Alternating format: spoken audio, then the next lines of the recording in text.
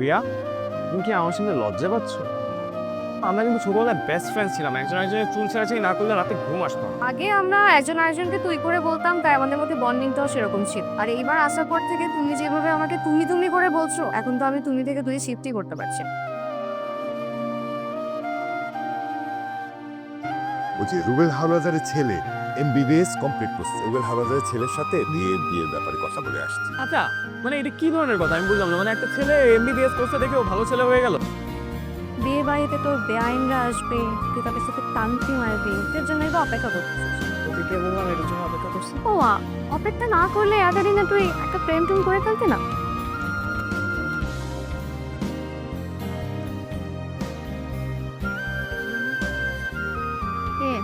দারুণ বলছো তো, নাকি আমার ভগবানকে বলবো আর সুন্দরী মেয়ে কাছে মিশতে একদম। তাড়াতাড়ি রেডি হ, তাড়াতাড়ি আয়ান, টাইম নাই। স্বপ্ন থেকে শুনি আবার অভিয়ান ওগে সব বেছি গালে গালে সুরে সুরে গ্রামী কথা বলছিল আমাকে তুমি বুঝবে। আচ্ছা কি আর তোর তোর আমাকে কেমন লাগে? কেমন লাগে মানে, তোকে সবসময় যেরকম দেখেছি তেমনই লাগে। তোর মধ্যে তো আর নতুন কিছু অ্যাড হয় না বা চেঞ্জ হয় না। বাবা আমি সেটা বলতেছি না, আমি আমি আমি বলছি ধর কিভাবে বুঝাই। আচ্ছা আমি আমি কি তোর জন্য? আমার কাজিন, আমার টেস্ট।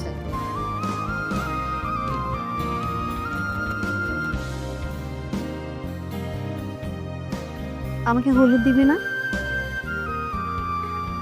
কিছু কথা ছিল, সাইডে আসবে। এখানেই বল, কথা বলার জন্য আবার সাইডে যেতে হবে। তোমার তো এখানে কথা।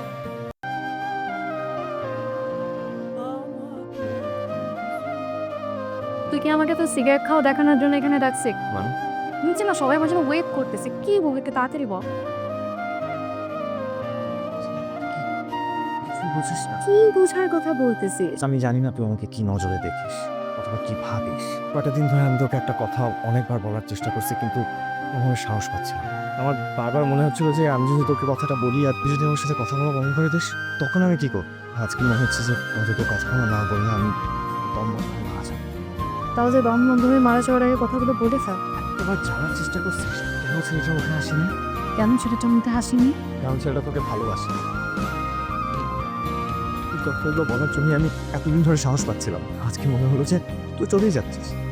প্লিজ কথাগুলো বলো, মনটাকে একটু হালকা কর। মনটা হালকা হয়েছে? আমরা চাইলে কি এখন কিছু করা সম্ভব না? আয়ান, এই সাহসটা না তোর কতদিন আগে করা উচিত ছিল। তখন হয়তো ভাবলেও ভেবে দেখতে পারতাম কিছু করা যায় কি যায়।